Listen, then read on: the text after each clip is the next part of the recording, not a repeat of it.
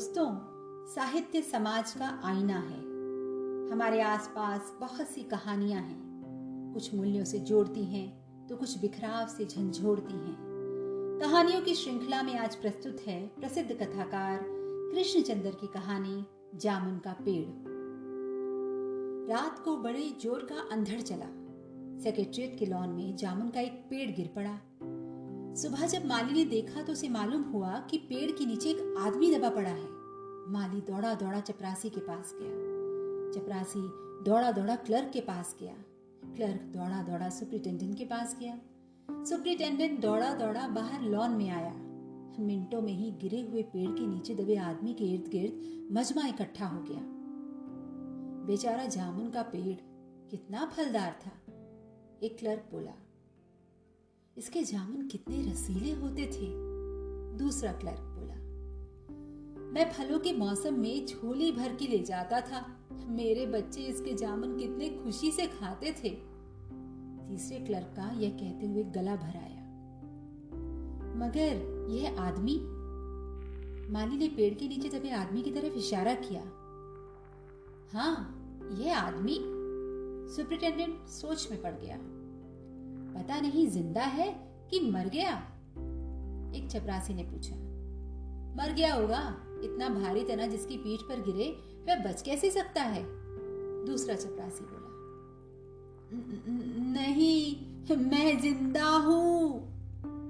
दबे हुए आदमी ने बमुश्किल कराहते हुए कहा, जिंदा है? एक क्लर्क ने हैरत से कहा। पेड़ को हटाकर इसे निकाल लेना चाहिए, माली ने मशवरा दिया। मुश्किल मालूम होता है। एक काहिल और मोटा चपरासी बोला, पेड़ का तना बहुत भारी और वजनी है। क्या मुश्किल है, अगर सुपरिटेंडेंट साहब हुक्म दें तो अभी 15-20 माली, चपरासी और क्लर्क जोर लगाकर पेड़ के नीचे दबे आदमी को निकाल सकते हैं। माली ठीक कहता है। बहुत से क्लर्क एक साथ बोल पड़े, लगाओ जोर, हम तैयार हैं। एकदम बहुत से लोग पेड़ को काटने पर तैयार हो गए। तभी, ठहरो, मैं अभी अंडर सेक्रेटरी से मशवरा कर लूं। सुपरिटेंडेंट अंडर सेक्रेटरी के पास गया। अंडर सेक्रेटरी डिप्टी सेक्रेटरी के पास गया। डिप्टी सेक्रेटरी ज्वाइंट सेक्रेटरी के पास गया। ज्वाइंट सेक्रेटरी चीफ सेक्रेटरी के पास गया। चीफ सेक्रेटरी ने ज्वाइंट सेक्रेटरी से कुछ कहा। ज्वाइंट सेक्रेटरी ने डिप्टी सेक्रेटरी से कहा। डिप्टी सेक्रेटरी ने अंडर सेक्रेटरी से कहा। फाइल चलती रही। इसी में आधा दिन गुजर गया। दोपहर को खाने पर दबे हुए आदमी के इर्द गिर्द बहुत भीड़ हो गई थी। लोग तरह तरह की बातें कर रहे थे। कुछ मनचले क्लर्कों ने मामले को अपने हाथ में लेना चाहा। वह हुकूमत के फैसले का इंतजार किए बगैर पेड़ को खुद से हटाने की तैयारी कर रहे थे कि इतने में सुपरिटेंडेंट फाइल लिए भागा भागा आया। हम लोग खुद से इस पेड़ को यहाँ से नहीं हटा सकते। हम लोग वाणिज्य विभाग के कर्मचारी हैं और यह पेड़ का मामला है। पेड़ कृषि विभाग के तहत आता है, इसलिए मैं इस फाइल को अर्जेंट मार्क करके कृषि विभाग को भेज रहा हूँ। वहां से जवाब आते ही इसको हटवा दिया जाएगा। दूसरे दिन कृषि विभाग से जवाब आया कि पेड़ हटाने की जिम्मेदारी तो वाणिज्य विभाग की ही बनती है। यह जवाब पढ़कर वाणिज्य विभाग को गुस्सा आ गया। उन्होंने फौरन लिखा कि पेड़ों को हटवाने या न हटवाने की जिम्मेदारी कृषि विभाग की है। वाणिज्य विभाग का इस मामले से कोई ताल्लुक नहीं। दूसरे दिन भी फाइल चलती रही। शाम को जवाब आ गया, हम इस मामले को हॉर्टिकल्चर विभाग के सुपुर्द कर रहे हैं क्योंकि यह एक फलदार पेड़ का मामला है और कृषि विभाग सिर्फ अनाज और खेती बाड़ी के मामलों में फैसला करने का हक रखता है। जामुन का पेड़ एक फलदार पेड़ है, इसलिए यह पेड़ हॉर्टिकल्चर विभाग के अधिकार क्षेत्र में आता है। रात को माली ने दबे हुए आदमी को दाल भात खिलाया। हालांकि लॉन के चारों तरफ पुलिस का पहरा था कि कहीं लोग कानून को अपने हाथ में लेकर पेड़ को खुद से हटवाने की कोशिश ना करें। मगर एक पुलिस कांस्टेबल को रहम आ गया और उसने माली को दबे हुए आदमी को खाना खिलाने की इजाजत दे दी। माली ने दबे हुए आदमी से कहा, तुम्हारी फाइल चल रही है, उम्मीद है कल तक फैसला हो जाएगा। दबा हुआ आदमी कुछ न बोला। माली ने पेड़ के तने को गौर से देखकर कहा, अच्छा है, तना तुम्हारे कूल्हे पर गिरा। अगर कमर पर गिरता तो रीढ़ की हड्डी टूट जाती। दबा हुआ आदमी फिर भी कुछ ना बोला। माली ने फिर कहा, तुम्हारा यहाँ कोई वारिस हो तो मुझे उसका अता पता बताओ, मैं उसे खबर देने की कोशिश करूंगा। मैं लावारिस हूं, दबे हुए आदमी ने बड़ी मुश्किल से कहा। माली अफसोस जाहिर करता हुआ वहां से हट गया। तीसरे दिन हार्टिकल्चर विभाग से जवाब आ गया। बड़ा कड़ा जवाब लिखा गया था, काफी आलोचना के साथ। उसे हार्टिकल्चर विभाग का सेक्रेटरी साहित्यिक मिजाज का आदमी मालूम होता था। उसने लिखा था, हैरत है, इस समय जब पेड़ उगाओ स्कीम बड़े पैमाने पर चल रही है, हमारे मुल्क में ऐसे सरकारी अफसर मौजूद हैं जो पेड़ काटने की सलाह दे रहे हैं, वह भी एक फलदार पेड़ को, और वह भी जामुन के पेड़ को, जिसके फल जनता बड़े चाव से खाती है। हमारा विभाग किसी भी हालत में इस फलदार पेड़ को काटने की इजाजत नहीं दे सकता। अब क्या किया जाए? एक मंचले ने कहा, अगर पेड़ नहीं काटा जा सकता तो इस आदमी को काट कर निकाल लिया जाए। यह देखिए, उस आदमी ने इशारे से बताया, अगर इस आदमी को बीच में से यानी कि धड़ की जगह से काटा जाए तो आधा आदमी इधर से निकल आएगा और आधा आदमी उधर से बाहर आ जाएगा और पेड़ भी वहीं का वहीं रहेगा। मगर इस तरह से तो मैं मर जाऊंगा, दबे हुए आदमी ने ऐतराज किया। यह भी ठीक कहता है, एक क्लर्क बोला। आदमी को काटने का नायाब तरीका पेश करने वाले ने एक पुख्ता दलील पेश की। आप जानते नहीं हैं, आजकल प्लास्टिक सर्जरी के जरिए धड़ की जगह से इस आदमी को फिर से जोड़ा जा सकता है। अब फाइल को मेडिकल डिपार्टमेंट को भेज दिया गया। मेडिकल डिपार्टमेंट ने फौरन उस पर एक्शन लिया और जिस दिन फाइल मिली उसने उसी दिन विभाग के सबसे काबिल प्लास्टिक सर्जन को जांच के लिए मौके पर भेज दिया। सर्जन ने दबे हुए आदमी को अच्छी तरह टटोलकर उसकी सेहत देखकर खून का दबाव, सांस की गति, दिल और फेफड़ों की जांच करके रिपोर्ट भेज दी कि इस आदमी का प्लास्टिक ऑपरेशन तो हो सकता है और ऑपरेशन कामयाब भी हो जाएगा, मगर आदमी मर जाएगा। लिहाजा यह सुझाव भी रद्द कर दिया गया। रात को माली ने दबे हुए आदमी के मुंह में खिचड़ी डालते हुए उसे बताया, अब मामला ऊपर चला गया है। सुना है कि सेक्रेटरीट के सारे सेक्रेटरियों की मीटिंग होगी, उसमें तुम्हारा केस रखा जाएगा।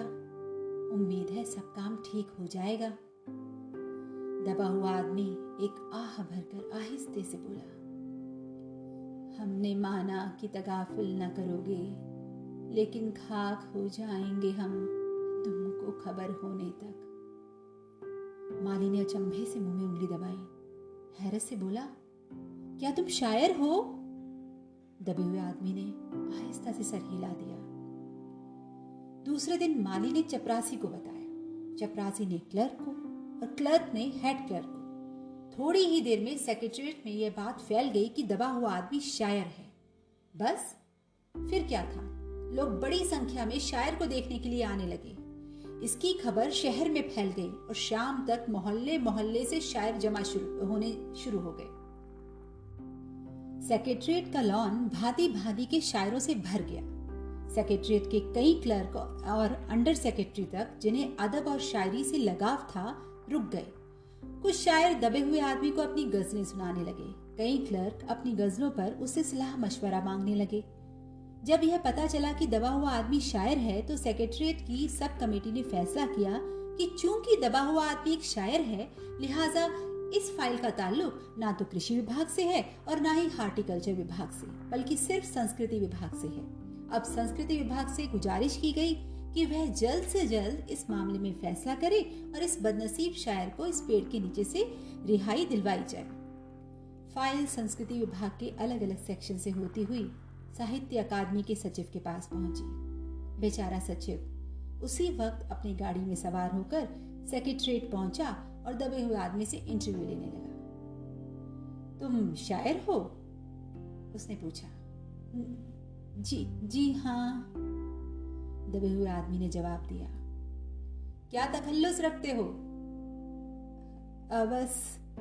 अवस? सचिव जोर से चीखा। क्या तुम वही हो जिसका मजमुआ कलाम यक्स के फूल हाल ही में प्रकाशित हुआ है? दबे हुए शायर ने इस बात पर सर हिलाया। क्या तुम हमारी अकादमी के मेंबर हो? नहीं। हैरत है, सचिव जोर से चीखा। इतना बड़ा शायर, अवस के फूल का लेखक और हमारी अकादमी का मेंबर नहीं। उफ उफ, कैसी गलती हो गई हमसे। कितना बड़ा शायर और कैसी गुमनामी के अंधेरे में दबा पड़ा है। गुमनामी के अंधेरे में नहीं, बल्कि एक पेड़ के नीचे दबा हुआ हूं। भगवान के लिए मुझे इस पेड़ के नीचे से निकालिए। अभी बंदोबस्त करता हूं, सचिव फौरन बोला और फौरन जाकर उसने विभाग में रिपोर्ट पेश की। दूसरे दिन सचिव भागा भागा शायर के पास आया और बोला, मुबारक हो, मिठाई खिलाओ।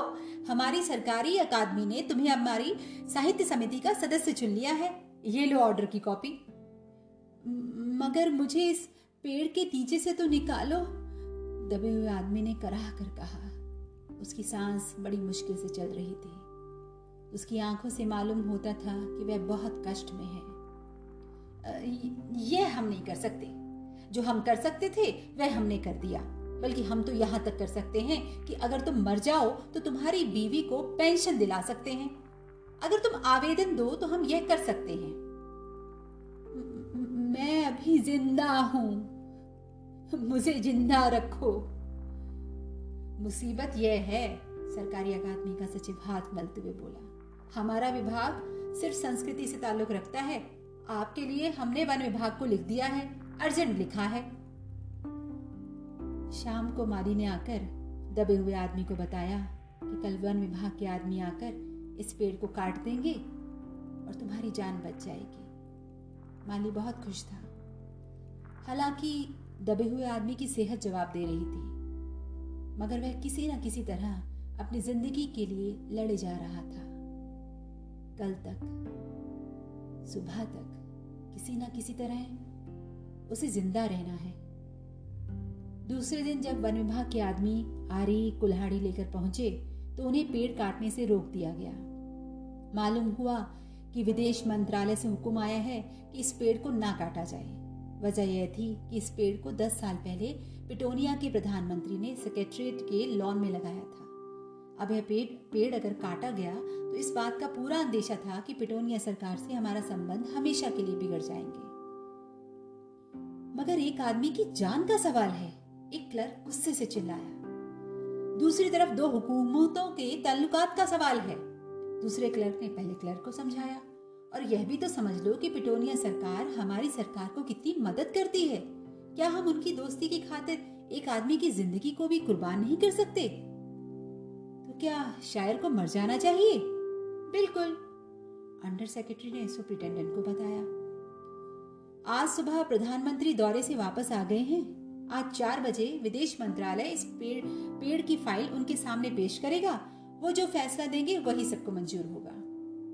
सुबह 4 बजे खुद सुपरिटेंडेंट शायर की फाइल लेकर उसके पास आया। सुनते हो? आते ही खुशी से फाइल लहराते हुए चिल्लाया, प्रधानमंत्री ने पेड़ को काटने का हुक्म दे दिया है और इस मामले की सारी अंतर्राष्ट्रीय जिम्मेदारी अपने सर पर ले ली है। कल यह पेड़ काट दिया जाएगा और तुम इस मुसीबत से छुटकारा पालोगे। सुनते हो? आज तुम्हारी फाइल मुकम्मल हो गई। सुपरिटेंडेंट ने शायर के बाजू को हिलाकर कहा, मगर शायर का हाथ सर्द था, ठंडा पड़ चुका था। आंखों की पुतलियां बेजान थीं और चींटियों की एक लंबी कतार उसके मुंह में जा रही थी। उसकी जिंदगी की फाइल मुकम्मल हो चुकी थी। दोस्तों, अगर आपको मेरा ये प्रयास पसंद आया तो कृपया लाइक और सब्सक्राइब जरूर कीजिएगा, ताकि मैं आगे भी ऐसे ही कुछ मेरी और कुछ हमारी कहानियाँ आपके साथ साझा कर सकूं। धन्यवाद।